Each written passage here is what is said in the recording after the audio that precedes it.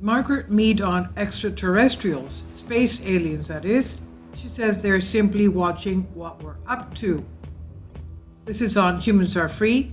What are these mysterious objects that constantly cruise through our atmosphere, performing maneuvers that no man-made piece of machinery can perform? And who are they? We even saw recently some kind of a light UFO at nighttime.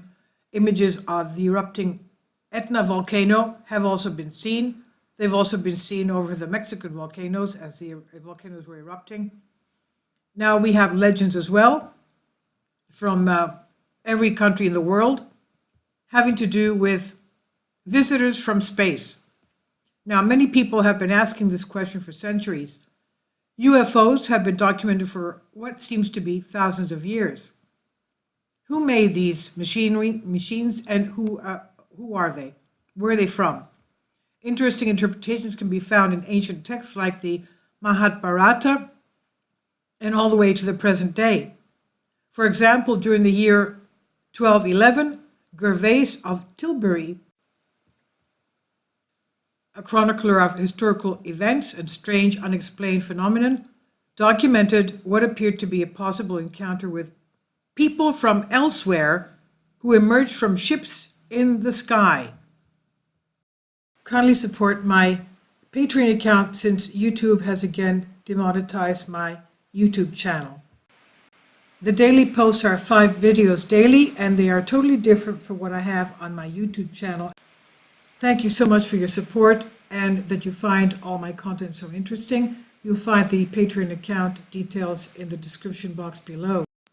We have such reports in ancient Greece, in ancient Egypt, even from pharaohs of the Giza Plateau and Latin America. We have these reports in India, China, everywhere basically.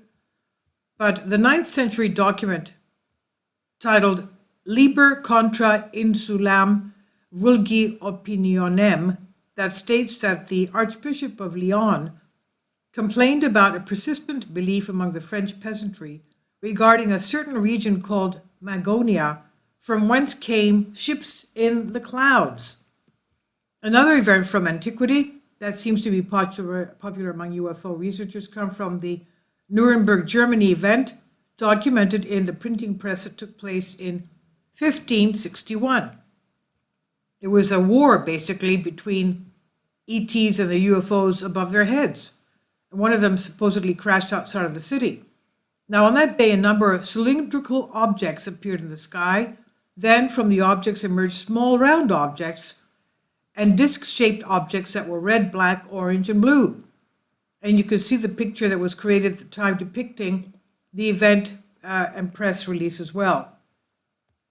There are countless examples, all the way up to modern-day video footage, pictures, debris, and material from these objects, high-ranking witness testimony, and more. The question today is not whether UFO exists, it's what they are, who's behind them. And as many said in many of articles on the internet on the subject, UFOs were once a conspiracy theory, despite the fact that a wealth of evidence exists hinting to their reality. Now, we believe there could be a wealth of evidence existing showing that some of these objects are indeed not made by life on Earth, at least life that we know of. Margaret Mead seemed to have felt the same way. And for those of you who don't know who she is, she was a legendary, world-renowned anthropologist. Many probably don't know that she seemed to be a student of the phenomenon and was well aware of the reality of UFOs and believed in the extraterrestrial hypothesis. In 1974, Margaret Mead stated this: "There are unidentified flying objects. That is, there are a hard core of cases, perhaps 20 to 30% in different studies, for which there is no explanation. We can only imagine what purpose lies behind the activities of these quiet, harmlessly cruising objects that time and again approach the Earth. The most likely explanation, it seems to me, is that they are simply watching what we're up to." This is from UFOs, Visitors from Outer Space, Red Book, Volume 143, September 1974. Now, the quote is clear and implies she believes that there was a conscious observer involved with this phenomenon. When asked if she believed in UFOs, she is also quoted as saying, "I think this is a silly question born of confusion. Belief has nothing to do with matters of faith. It has nothing to do with the kind of knowledge that is based on scientific inquiry. We should not bracket UFOs with angels, archangels, devils, and demons.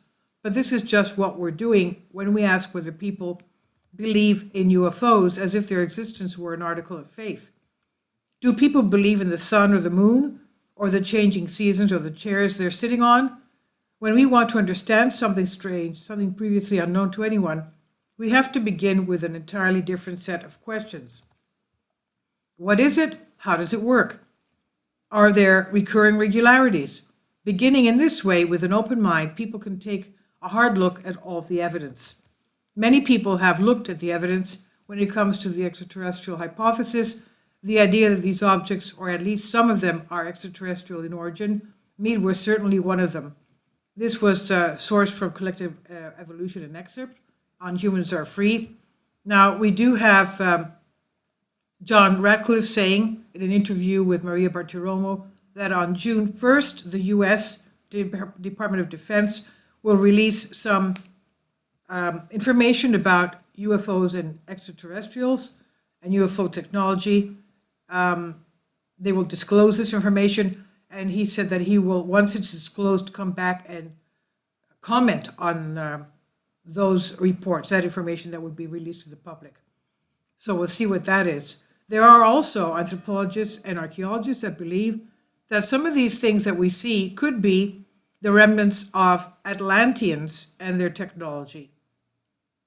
Because we know from one of the examples from the Emerald Tablets written by Thoth the Atlantean, they used to live tens of thousands of years, just like the Sumerian kings, and they had very advanced technology. They had space travel, they had interdimensional travel from one frequency to the other.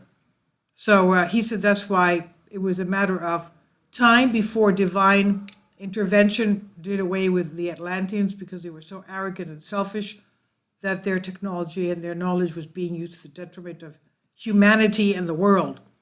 But some of these Atlanteans escaped, and they were remorseful about what they were doing and how they lived. They went to other continents of the world. The first thing they did was set up pyramid plateaus, and many in Latin America, for example, believe that they're still around, and they only come out at twilight. That's before dawn and just around sunset. So please tell me what you think. Please leave your comments, and thank you again for your support.